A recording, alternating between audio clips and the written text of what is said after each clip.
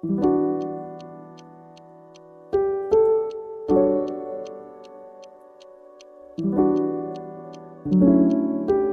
back to the deep dive. We've got a stack of research on the table today that, at first glance, looks like a bit of a mishmash. It really does. I'm seeing political science papers from the UK, notes on nuclear deterrence from the Cold War, biology textbooks about vampire bats, and, am I seeing this right? A DVD of The Dark Knight. It does look like a random assortment, doesn't Isn't it? it? But there is a method to the madness. I know you. And I know there's a red thread connecting all of this. Today, we are tackling a subject that sounds like it belongs in a casino or maybe a basement full of Dungeons and Dragons players, but actually rules pretty much every decision we make. From which lane you pick in a traffic jam to how nations decide to launch, or hopefully not launch, nuclear weapons, we are talking about game theory. We are. And I'm glad you mentioned the casino vibe, because that's the common misconception. Yeah. It's one of those terms that gets thrown around at dinner parties to sound smart. Oh, he's just playing game theory with you. But when you actually pop the hood and look at the mechanics, it completely changes the way you interpret human interaction. So it's not about games like Monopoly or chess. Not really, no. I mean, it can be applied to them, but that's not the point. Yeah. It is the mathematical modeling of strategic interaction among, and this is the key phrase, rational decision makers. Rational decision makers. Okay, that's the phrase that always trips me out. We like to think we're rational. We do. But looking at the world, looking at my own choices on a Friday night, I'm not so sure. And that is exactly where the tension lies. That's the rub of game theory. It assumes we are calculating utility maximizers, but the results often look completely irrational to the outside observer. Okay, so before we get into the heavy math, and I see some serious equations in this Myatt paper regarding voting models, I want to start with a story. A good idea. A real-world example that I think perfectly frames why this is so hard. We're going back to 1970, the New York senatorial election. A classic case study. If you take a political science 101 class, this is often cited as the ultimate failure of coordination. It's the patient zero for understanding why groups of people make, well, bad decisions. So set the scene for us. Who are the players on the board in 1970? It was a three-horse race, which is where things always get messy in a voting system like ours, a plurality system where whoever gets the most votes wins, regardless of whether they have 50%. Right, first past the post. Exactly. So you had the incumbent, Charles E. Goodell. Yeah. He had a challenger, Richard L. Ottinger, and then a third player, James R. Buckley. Okay. And what were the politics here? Because that's the crucial context. This is the key. Goodell and Ottinger were essentially fighting for the same block of voters, the liberals. Okay, so they're on the same team, basically. In a sense, Goodell was a Republican, but a very, very liberal one, actually running on the Liberal Party ticket in some respects. Ottinger was a Democrat. So you have two guys splitting the liberal vote. Ideologically, they were very similar. And Buckley, where does he fit in? James R. Buckley was running on the Conservative Party ticket. Yeah. He was the distinct alternative. He represented the status quo or the conservative viewpoint that the other two were running against. Okay, so just doing the napkin math here. New York in 1970. Generally a liberal state. If you have two liberals and one conservative. You would assume liberal wins. Mhm. The liberal bloc, if you combine the people who liked Goodell and the people who liked Ottinger, represented a massive majority of the electorate. Should have been a slam dunk for one of them. It should have been. So what happened? James R. Buckley, the conservative, won the seat. He won. He won. And he won it with only 38.8% of the vote. 38.8%. That is wild. That means 61.2% of the voters, a clear landslide majority, voted against him. Yes. They voted for one of the two liberals. Exactly. They split the vote. And this is the question that keeps political strategists up at night. And it's our entry point today. Why couldn't the liberal voters coordinate? Yeah. If 61% of the people disliked the outcome, Buckley winning, why didn't they just coalesce around one single challenger to beat him? It seems so obvious in hindsight. Just pick one, flip a coin if you have to. If you all hate Buckley that much, just agree that Goodell is the guy or Ottinger is the guy. But they didn't. They didn't. And that is our mission for this deep dive. We're going to explore how we make decisions when the outcome depends not just on what we do, but on what everyone else does. And we're going to be unpacking a really fascinating academic paper by David P. Myatt regarding strategic voting. which uses this exact 1970 election to explain why strategic voting is actually much, much harder than it looks. And that's called the qualified majority voting game. That's the one. And we aren't stopping at politics. We're going to widen the lens to biology, economics, and even pop culture to see how these invisible games are being played all around us. But first, we need to build the foundation. Yep, the basics. Where does this field actually come from? Because I assume it didn't start with New York politics. No, the formal birth of game theory is usually pinpointed to 1944. John von Neumann and Oscar Morgenstern published a book called Theory of Games and Economic Behavior. Von Neumann is one of those figures in history who just seems, I don't know, terrifyingly smarter than everyone else in the room. He really was. He contributed to quantum mechanics, the atomic bomb, modern computing, and economics. What they proposed was revolutionary. How so? Before this, economics was largely about supply and demand curves and personal forces. They said, no, economics is about individuals making choices based on what they think other individuals will do. It's the I think that you think that I think loop. Precisely. It brings psychology into the math. But the name that most listeners will probably recognize is John Nash. The beautiful mind guy, Russell Crowe drawing on window panes. That's the one. He won a Nobel Prize for his contribution, Yeah. which is the concept of the Nash equilibrium. And this is probably the most important concept we'll discuss today. I feel like I understand this concept loosely, but let's get a precise definition on the table. Because equilibrium sounds like physics. What is it in a game? So imagine a game involving multiple players. A Nash equilibrium is a situation where no single player can improve their own payoff by unilaterally changing their strategy, assuming the other players keep their strategies unchanged. Okay, let me try to put that in plain English to make sure I've got it. Go for it. It's a state of play where once everyone has revealed what they did, nobody looks at their own move and says, man, I wish I'd done something different, given what everyone else did. That is a perfect way to put it. It's a state of stability. Mhm. It doesn't mean it's the best outcome for everyone, and we'll get to that, because often it's definitely not the best outcome, but it means the system has settled. Ah, okay. Nobody has an incentive to move. If we're all driving on the right side of the road, that's a Nash equilibrium. If I suddenly decide to drive on the left while you're still on the right, I crash. I'm worse off. Right. So I stay on the right. Exactly. The system locks itself in. And to understand these equilibria, we have to understand the types of games people play, because not all games are created equal. Broadly, we divide them into a few categories. First, you have zero-sum games. This is poker. This is chess. Right. If I win, you lose. The total benefit adds up to zero. My +1 is your -1. There is a fixed pie. Which is how a lot of people view politics or business, even if that's not always accurate. Exactly. It's a very cynical, though sometimes accurate view. But most real-world interactions are actually non-zero sum. Meaning the pie can grow or shrink. Exactly. The total outcome can be greater or less than zero. We can both win, like in a trade agreement where I get money and you get a product you need, or we can both lose, like in a nuclear war. And then there's the distinction between cooperative and non-cooperative games. This seems important for our voting story. Crucial. In a cooperative game, players can form binding contracts. We can sign a piece of paper that says, I promise to vote for Ottinger, and if I don't, I get sued or punished by a third party. But in a voting booth. It's a non-cooperative game. Yeah. Agreements have to be self-enforcing. You can't enforce them. You can't. I can tell you, I'm voting for your guy. I can wear the pin. I can put the sign in my yard. But once that curtain closes, I do what I want. The only thing keeping me in line is my own incentives and the potential consequences. Which brings us to the most famous example of a non-cooperative, non-zero-sum game. The Prisoner's Dilemma.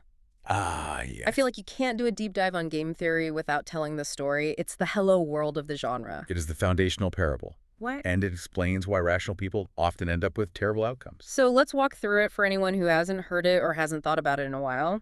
Here's the setup. You and I are members of a criminal gang. We pull a job. We get arrested. Right. The police put us in separate interrogation rooms, Yeah. solitary confinement. No communication. That is the key constraint. I cannot call you to coordinate our story. We are completely isolated. The police imply they have enough evidence to convict us on a minor charge, but they want the big conviction, so they give us both the same offer. Hey. They say, look, if you both stay silent, we can only get you on the minor charge. You both get 2 years in prison. Which, all things considered, isn't too bad. We do a short stint, we get out. Not great, but manageable. But they sweeten the pot to tempt us. They say, if you confess, if you betray your partner and your partner stays silent, you go free. 0 years. You walk out the door right Right. now, and your partner gets the full 10 years. And of course, there's the flip side. If you stay silent and I betray you, I go free and you get the 10 years.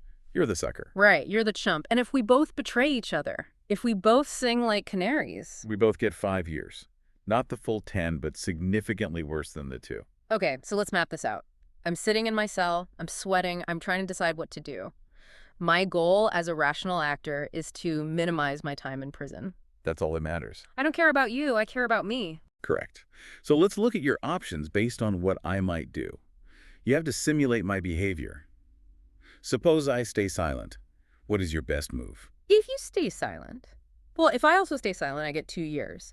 If I betray you, I get 0 years. So 0 is better than 2. I should betray you. Okay, now suppose I betray you. I've already spilled the beans. What is your best move now? If you betray me and I stay silent, I get 10 years. That's the sucker's payoff. The worst possible outcome. But if I betray you back, I get 5 years. 5 is better than 10. So I should betray you. And there you have it. Regardless of what I do, whether I stay silent or betray, you are statistically, logically better off betraying me. In game theory, we call this a dominant strategy. No matter what you do, my best move is always to rat you out. Always. But here is the paradox. You are a rational person too. You are sitting in the other room going through the exact same logic. Right, I'm doing the same math. You realize that you should betray me no matter what I do, so we both betray each other. And the result? We both get 5 years. Whereas if we had just kept our mouths shut, if we had been irrational and trusted each other, we would have gotten 2 years. Yeah. We reasoned our way into a worse outcome. That is the trap of rationality. Two people acting in their own individual self-interest produce a collective outcome that is worse for both of them. And this isn't just about prisoners. This is the structure of so many human problems. It's so many. Climate change being the big one, right? I saw that in the notes. Absolutely. The Wikipedia source actually cites research on this. Nations are in a massive multiplayer prisoner's dilemma. Everyone benefits from a stable climate. That's the both stay silent outcome. That's the 2 years in prison. Exactly. We all cut emissions, we all incur some cost, but the world is saved. But reducing emissions is expensive.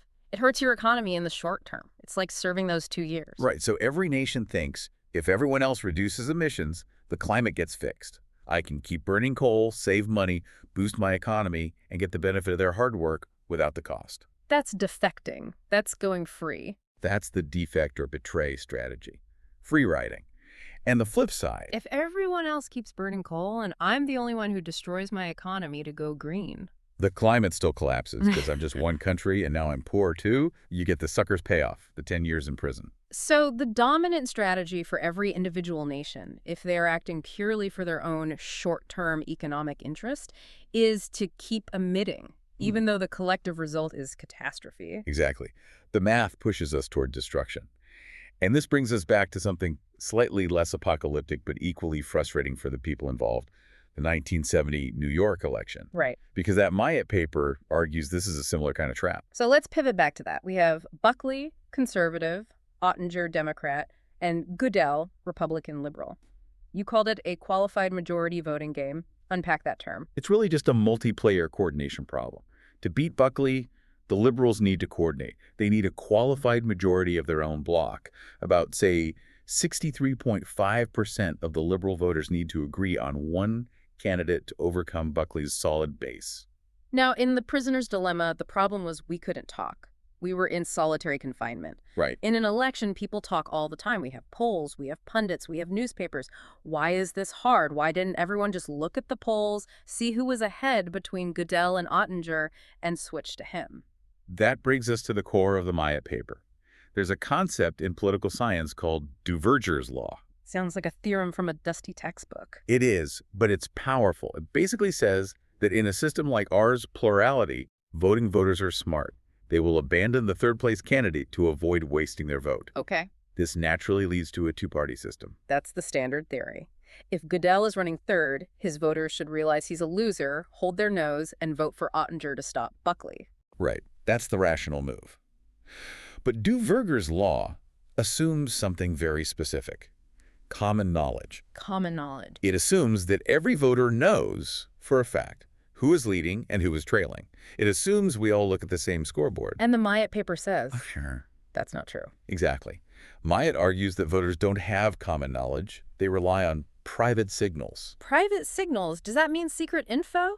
Like a tip from a campaign insider? Not quite that cloak and dagger. It just means your information is local. It's Okay. imperfect. You talk to your friends. You see a yard sign down the street. Maybe you read a local paper that favors one guy. Okay, I see. You get a signal about who is popular, but that signal might not match the broader reality. So I might be a Goodell voter, and all my friends are Goodell voters. I live in a Goodell bubble, so I think, hey, Goodell has a shot. I'm not switching. Precisely. But here's where it gets really, really interesting. Hmm. Myatt introduces this concept of strategic versus sincere voting. The sincere vote is voting for your favorite Goodell. A strategic vote is switching to the leading challenger, Ottinger, to stop the bad guy. Got it. So far, so good. Now imagine you're a voter. You are trying to decide if you should vote strategically. Myatt identifies a negative feedback loop.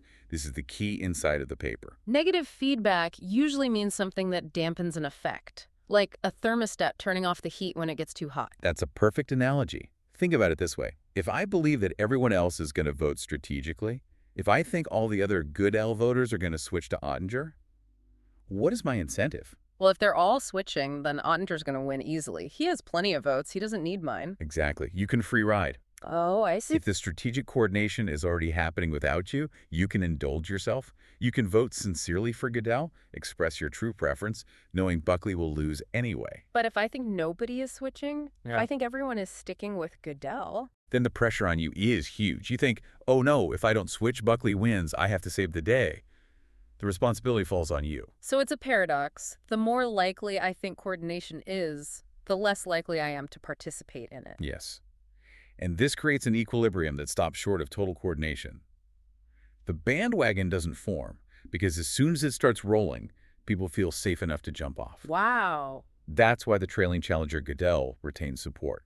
Not just because people are stubborn, but because of this friction in the strategic calculation. That blows my mind a little. I always assumed a bandwagon effect was positive feedback. More people join, so more people join. That's the standard assumption.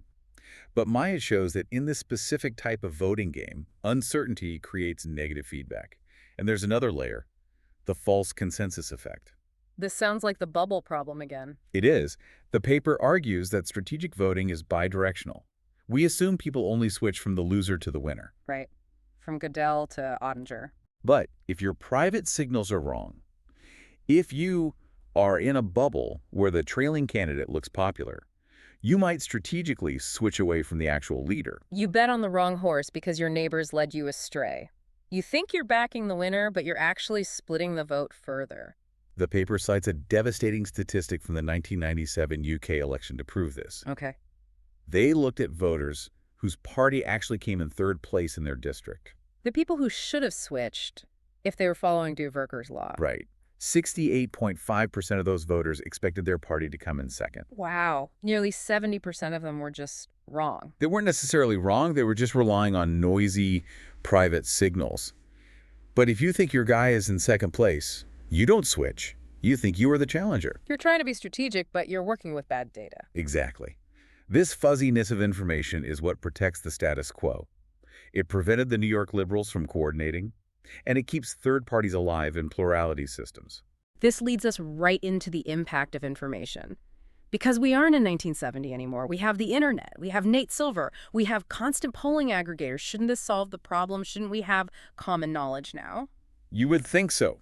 The Myatt paper discusses this as public signals versus private signals. Right. A public signal is like a massive, highly accurate poll released on the front page of the New York Times. If everyone sees the poll saying Ottinger 45, Buckley 40, Goodell 15, surely the Goodell voters jump ship. They might. The paper admits that if a public signal is strong enough, it can trigger a landslide. But, this is a big but, the signal has to be overwhelmingly precise Why? Why isn't a simple poll enough? because of the strength of those private signals. Yeah. Even with a public poll, people trust their local environment. They trust what they see with their own eyes. Right. If the poll says Goodell is losing, but everyone in your church is voting Goodell, and every lawn on your street has a Goodell sign, you tend to discount the poll. You think the media is wrong or They aren't polling people like us. We see that constantly. Exactly. The polls are fake. The polls are biased. Myatt shows that private signals usually dominate unless the public signal is irrefutable. And in politics, nothing is irrefutable. The outline mentions community effects. This is the clustering idea. Right. Voters live in bubbles. If about 20% of the variation in preference is just due to where you live, your community cluster people will have vastly incorrect beliefs about the national mood. So we have this incomplete coordination. The liberal vote stays split because the signal isn't clear enough to override the local noise. And there are a few other factors the paper mentions that change the game, what economists call comparative statics, Okay, like what? like distance from contention. What's that? This is intuitive. The further behind the third-place candidate is, the more likely their voters are to switch. If Goodell is polling at 2%, his voters know he's done. They switch. It's a lost cause. Right. But if he's at 20% and the leader's at 25%, they stay. They think they have a shot. That makes sense. But the winning margin point in the notes was surprising to me. Yes. Contrary to intuition, a closer race doesn't always mean more strategic voting in this model. You'd think a close race would make people desperate to make their vote count. But remember the negative feedback loop. If the race is tight, it's not clear who the leading challenger is. The confusion increases. The signal gets even fuzzier. Exactly. If it's neck and neck, I'm terrified of switching to the wrong guy. And finally, there's idiosyncrasy. Which is a fancy word for how quirky or intense the voters are. Basically, the more unique or intense the voter preference is, the more they simply love Goodell for being Goodell, the less likely they are to play the game at all. They're not being strategic. They vote sincerely, regardless of the math. They aren't maximizing utility of the outcome. They are maximizing the utility of expression. It's fascinating how fragility is built into the system. But I want to zoom out. We've been deep in the weeds of voting math and New York history. But game theory isn't just for humans. Not at all. It turns out nature has been playing these games for millions of years. Absolutely. This is evolutionary game theory. And it answers a question that puzzled Charles Darwin himself. Why are animals sometimes nice to each other? Because survival of the fittest sounds like a zero-sum game. Right. I eat the food, you starve, I mate, you don't. Right. So why do vampire bats share blood with other bats who haven't fed? Why do bees sting intruders to protect the hive, killing themselves in the process? Suicide is definitely not good for the individual's survival. It's altruism. But does math explain altruism? In game theory, it's not just kindness, it's strategy. Specifically kin selection, or Hamilton's rule. Unpack that for us. The game isn't about the individual organism surviving, it's about the genes surviving. Okay. If I die to save 2 brothers or 8 cousins, statistically my genes are broken even. My genetic material lives on. So the gene is playing the long game. The individual is just a vessel, a pawn in the genes game. Exactly. And then there's the hawk-dove game. This models aggression. Imagine a population of animals fighting over a piece of meat. You could be a hawk, always fight, always aggressive. Or a dove. Or a dove, always retreat or posture, but never actually fight. If everyone is a dove, they share peaceably. It sounds like paradise. But if everyone is a dove, a single hawk can enter the population and take everything. Right. The hawk always wins against a dove. The hawk has a dominant strategy. Until the population is full of hawks, then they all fight each other, get injured, and the payoff drops below 0.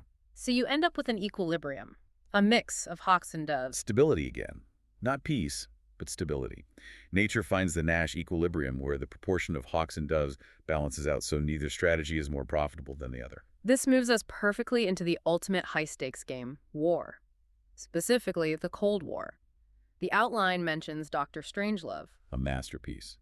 Stanley Kubrick. And practically a documentary on game theory. The Doomsday Machine. So for listeners who haven't seen it, the Soviets build a machine that automatically destroys the world, buries it in radioactive fallout, if Russia is attacked. It's an automatic response. It cannot be turned off. It cannot be stopped. Why would anyone build that? It sounds insane. It ensures everyone dies. It's a commitment device. In game theory, a threat only works if it is credible. If I say, if you attack me, I will blow us both up, you might not believe me. Right. You might think, he's rational. He won't commit suicide just to get revenge. He loves his kids.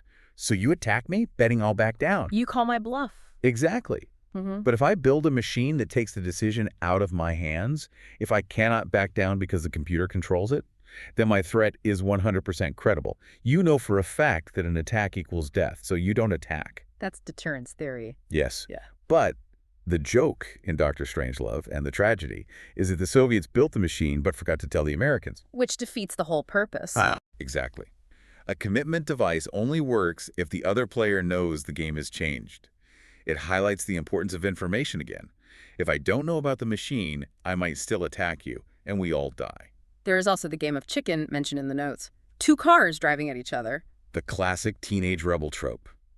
The winner is the one who doesn't swerve. But if neither swerves, both die. The rational move is to swerve. You lose face, but you live. Unless you can convince the other guy you represent irrationality. What do you mean? If I rip the steering wheel off my car and throw it out the window, you have to swerve. I have removed my ability to choose, forcing you to choose safety. It's another commitment device. It's terrifyingly brilliant. We see this in pop culture all the time. The Dark Knight, the Joker and the fairies. Pure prisoner's dilemma. Two boats, one with civilians, one with prisoners, both rigged with explosives. The detonators are on the other boat. So the civilians can blow up the prisoners, and the prisoners can blow up the civilians. And Joker says, blow the other boat up by midnight or I blow you both up. The dominant strategy is to blow the other boat up. If you do it, you live. If you don't, and they do, you die. If nobody does, you both die. The Joker is betting on the Nash equilibrium. He is betting on rationality. But Batman relies on them overcoming the game theory. He relies on their humanity, their moral, code-breaking the rules of the game. And they do.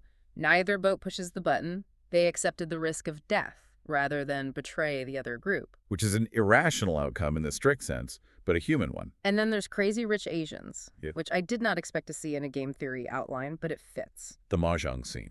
It's perfect. Rachel Chu, the protagonist, is an economics professor. Yeah. She specializes in game theory. Right. She's playing against her boyfriend's mother, who disapproves of her. And Rachel has the winning hand. She can win the game. But she folds. She intentionally discards the winning tile so the mother can win. Why? Why would she do that? Because she realized she was playing the wrong game. If she wins the Mahjong game, she humiliates the mother, loses the mother's respect, and ultimately loses the boyfriend. That's the short-term win. Right. By losing the battle, the Mahjong game, she proves she is willing to sacrifice for the family. She wins the war, she changes the payouts. That is a crucial lesson. Sometimes we get so locked into the rules of the immediate game winning the argument, getting the promotion, we forget the broader metagame we are in. Exactly. Define the utility correctly. Is your utility winning the hand or marrying the guy? Let's bring this down to earth for our final section, everyday applications.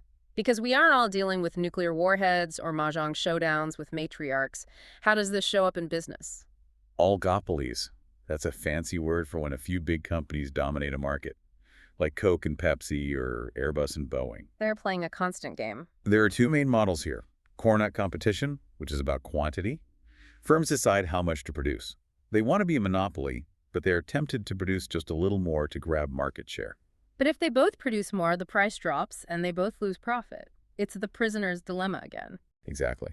And then there's Bertrand competition, which is about price. If we sell the exact same thing, say bottled water, and I lower my price by 10 cents, I steal all your customers. You lower yours by 20 cents. And I lower mine again. We undercut each other until the price hits the marginal cost. Basically, zero profit, a race to the bottom. Which is great for the consumer, but terrible for the business. That's why companies try so hard to differentiate. My toothpaste whitens. Mine tastes like mint. Mine has stripes. They are trying to escape the Bertrand trap so they don't have to compete purely on price. They want to play a different game where they have a monopoly on minty stripes. Exactly. What about project management? The outline mentions contractors versus subcontractors. I feel like anyone who has ever renovated a kitchen knows this pain. This is a huge one. Ambiguity in contracts creates a game. Let's say there's a vague clause about who pays for a delay. Okay, classic problem. The contractor wants the subcontractor to pay. The sub wants the contractor to pay. Each side has to decide how hard to push. If I push too hard, you might walk off the job and the whole project blows up. That's a lose-lose. But if I don't push hard enough, I lose money. It's a game of brinkmanship, essentially. And finally, social scenarios, the battle of the sexes. An unfortunately named classic game from the 1950s. Imagine a couple. One wants to go to the opera, the other wants to go to the boxing match. But the key is they would rather go together to the place they dislike than go alone to the place they like. Right. They value coordination more than the specific activity, but they still have preferences. It's a coordination game. How do they signal? How do they compromise? If they both stubbornly go to their favorite spot, they both end up alone and unhappy. They miss the coordination bonus Mm-hmm. and the ultimatum game. This is my favorite because it proves humans aren't robots. The setup is simple. I have $100. I have to offer you a split. Say I offer you $1. If you accept, I get 99, you get 1. If you reject, we both get 0. The money vanishes. Now, a purely rational computer, a Mr. Spock, would say, take the dollar. $1 is better than $0. Who cares what the other guy gets? But humans reject the dollar. They reject $10. Sometimes they reject $30. Because it's unfair. It's an insult. We are wired to punish unfairness, even at a cost to ourselves. We value spite or justice in our utility function. That's a variable the math sometimes forgets. We will pay to punish you for being a jerk. So bringing it all back together, we've covered a lot of ground. From the failure of New York liberals to coordinate in 1970, to the math of nuclear deterrence, to why we reject free money if the offer is insulting. It all comes back to that web of strategic interaction. Yeah. Whether we are nations or bacteria, we are constantly making decisions based on predictions of what others will do. And the big takeaway from the Myatt paper, for me at least, is about humility regarding what we know. Absolutely. We assume common knowledge. We assume everyone sees the world the way we do, or that everyone knows who the electable candidate is. Right. But the math shows that uncertainty and private information, those local bubbles, dampen our ability to coordinate. And that negative feedback loop. Yeah. The idea that sometimes the more obvious a strategy seems, the less likely people are to execute it because they're waiting for everyone else to do the heavy lifting. The free rider problem is real. It forces us to question our assumptions. Are we voting sincerely, strategically? And is our strategy based on reality or a private signal hallucination? Here is a final thought to chew on. We talked about how 1970 was an era of imperfect information. Today, we are drowning in information. We have Twitter, 24-hour news, Reddit. But has it made us better at the game? That's the question. Does all this noise just create more intense private signals? Does the algorithm just reinforce our bubble, making coordination harder than it was in 1970? I think that's a real possibility. If we can't agree on what the game board looks like, can we ever find the equilibrium? That is the ultimate coordination problem. Something to think about next time you step into a voting booth or just decide whether to let someone merge in traffic. Thanks for listening to The Deep Dive. We'll see you next time.